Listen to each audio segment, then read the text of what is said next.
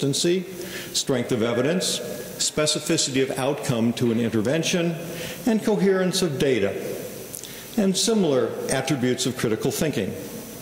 Economics, on the other hand, helps us in making choices in allocating scarce resources, and helps us think in terms of value. Resource availability, how many resources do we have, and the best use of our resources. Are we getting the best that we can out of them? You cannot practice good public health without this thinking. And both epidemiology and economics create someone who thinks in terms of resource use. The most fundamental reason for teaching critical thinking is that it's essential for making appropriate decisions about what to believe and do. Robert Ennis of the United States has spent decades thinking about critical thinking.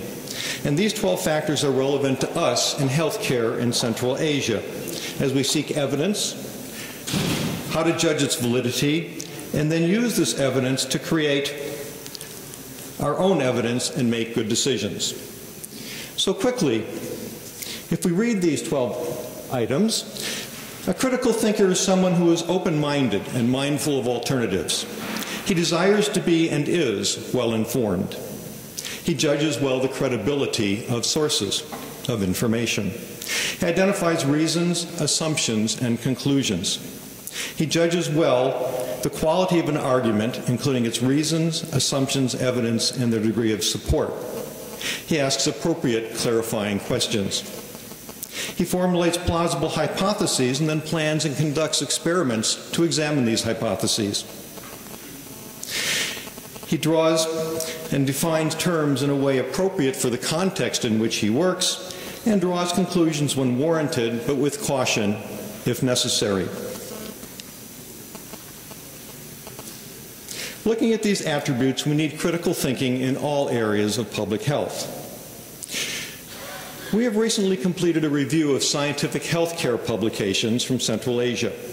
We wanted to know how active Central Asia scientists are in healthcare-related science. We reviewed 30 months of publications using Medline, the most comprehensive global indexing service for health-related science. We found only 345 papers from Central Asia over this 30-month time period, of which 167, or slightly less than half, had a Central Asia first author, an average of only 6 articles a month from a population of 61 million individuals. We must do better. In addition, the publications by Central Asia scientists are not in epidemiology or in public health. If we look at the publications by foreign authors, we see that about 80% are in epidemiology and public health, and far fewer in the basic sciences. But if we look at articles published by Central Asia scientists, we see far fewer in the areas of epidemiology and public health, but many in the more basic sciences. Again, we need to do better with our research to better inform our healthcare making decisions. We also queried 85 individuals, mostly Kazakh, about the use of evidence-based medicine in the medical education and healthcare systems. Relatively few individuals, as we see here, believe that evidence-based medicine was used in medical schools or in postgraduate institutions in their teaching programs. And about the same proportion of individuals believe that English language sources were used for healthcare decision-making. If we restricted our analysis to those individuals with at least 1 year of education outside of Kazakhstan in the English-speaking world, even fewer believe that evidence-based medicine was used in medical schools, postgraduate institutes, and even less of a reliance on the English language literature. Unfortunately, the English language literature has become the lingua franca of science. And to access the data in the English language literature, we must improve our ability to speak English in Central Asia. What are some examples of need for critical thinking in Central Asia? And here are several, but let me highlight just the first. In looking at abstracts for an international epidemiology conference a year ago, there were 3 outbreaks of gastroenteritis. About 99% of all the individuals with gastroenteritis were hospitalized. So the interesting thing is not what was the cause of the gastroenteritis, Salmonella, Clostridium perfringens. The interesting thing was that just about everybody with gastroenteritis is hospitalized. Is this an effective way to treat gastroenteritis? Is it a cost-effective way to treat gastroenteritis? Are patient preferences taken into account when we make these decisions about hospitalization?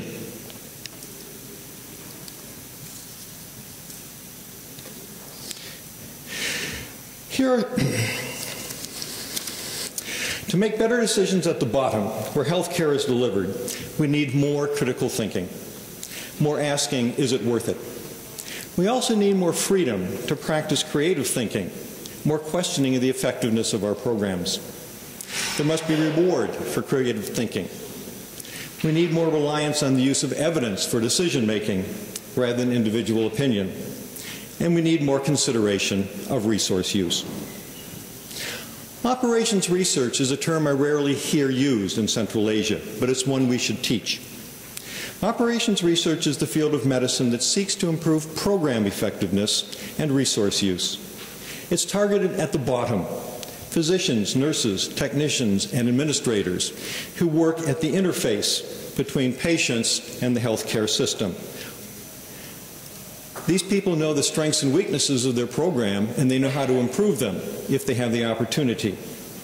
OR gives them the thinking and analytic tools to ask whether their programs are effective and whether they're cost effective, and to make suggestions on how to change them.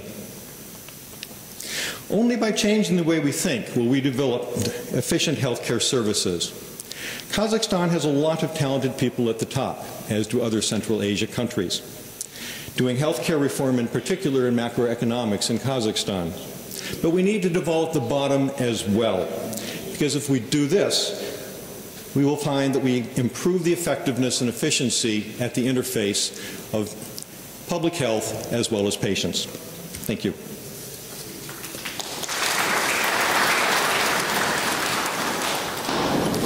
Большое спасибо, господин Шмидт. Сейчас перед нами выступит профессор Константин Северинов, профессор Института генной биологии, Рутгерский университет США, на тему «Новые подходы для идентификации новых антибиотиков». Константин Викторович, пожалуйста.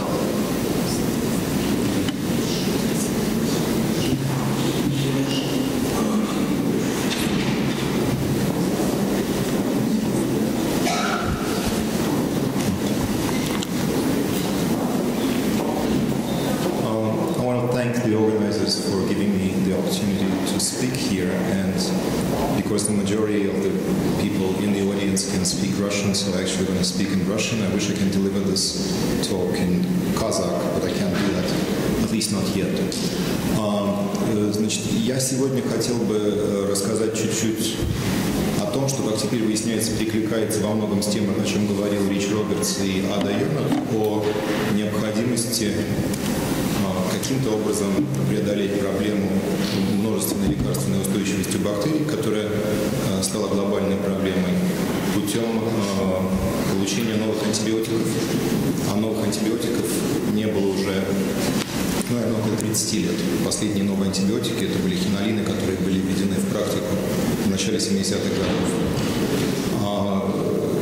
Я до некоторой степени имею право говорить про антибиотики, потому что одно из мест, где я работаю, это вот этот институт в Нью-Джерси. Это институт имени Зельмана Ваксмана,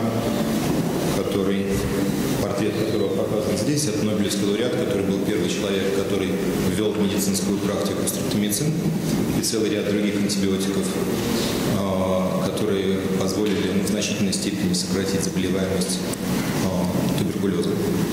Кроме того, я работаю в Российской академии наук, и вот в этом новом институте, который очень похож, наверное, по идее на университет Назарбаева, это называется Сколковский институт науки и технологий, и в отличие от вас здесь, в Казахстане, мы как бы на 2 или на 3 года отстаем, поэтому у нас еще лабораторий нет, пока что наши лаборатории все находятся за океаном в MIT, который является нашим партнером. И одна из целей Сколковского института технологий – это пытаться делать какие-то инновационные программные вещи, которые могут оказать существенное влияние на инновационный ландшафт, в частности, в сфере биомедицины через 5, 10, 15 лет. И вот я расскажу об одном из подходов, который будет, по-видимому, использоваться и который, возможно, принесет какие-то плоды вот в такой среднесрочной перспективе. Антибиотики стали широко использоваться в конце 40-х годов, и тогда же начался так называемый «золотой век» открытия антибиотиков. И сама процедура была разработана Ваксманом, это так называемая ваксмановская платформа, и сводится она к тому, что просто исследуется очень большое количество образцов бактерий, полученных из различных естественных сред, в основном это почвенные бактерии, в так называемых whole cell assays, когда просто на чашку Петри, которая содержит газон некого организма, который изучается, наносится образец и смотрится на то, как образуется зона ингибирования роста вокруг изучаемого вами образца. Если такая зона ингибирования роста образуется, то, по-видимому, у вас есть какое-то антибактериальное вещество, которое может, а может и не быть антибиотиком. В 50-е годы, собственно, в расцвет вот этого золотого века развития антибиотиков, целый ряд очень крупных транснациональных компаний, многие из этих компаний как раз и стали тем, что мы их знаем сейчас, типа Eli Lilly, например, или Schering Plough, имели огромные программы по скринингу различных бактерий на предмет производства антибиотиков. Делалось это следующим образом, что сотрудники этих компаний, им фактически вменялось в обязанность, что всякий раз, когда они поедут в отпуск или еще куда-нибудь, они должны были приносить с собой небольшой образец земли с того места, где они находились, которые потом в микробиологических лабораториях изучались на наличие штаммов бактерий, которые могли производить антибиотики. В результате этих усилий то, что мы до сих пор используем сейчас, как то хлорамфеникол, тетрациклины, рифампицин, канамицин и так далее, стриптомицин, все это было введено в практику очень быстро, вот в 50-60-х годах. Вот, однако к концу 70-х годов, к началу 80-х годов такой подход перестал работать. С одной стороны, потому что все, по-видимому, очевидные, легко находимые антибиотики были найдены, то есть не было экономически выгодно продолжать исследования такого рода. А с другой стороны, развитие молекулярно-генетических подходов привело к тому, что возникла идея, что можно искать лекарства по уму, а не просто вот таким случайным образом. И здесь приведена некая стандартная схема поиска лекарства, которая заключается в том, что сначала идентифицируется мишень, это некий внутриклеточный или внешнеклеточный фермент или структура, на которую может действовать ингибитор. Мишень должна быть существенна для выживания организма, и если ваше вещество может на эту мишень подействовать и как-то ее заингибировать, то можно надеяться, что вы получите ингибитор роста организма, который вы хотите заингибировать, а затем, если вам повезет, то вы можете через порядка $1 миллиарда, вложенных и 10-15 лет, получить на выходе работающий антибиотик. Несмотря на то, что такой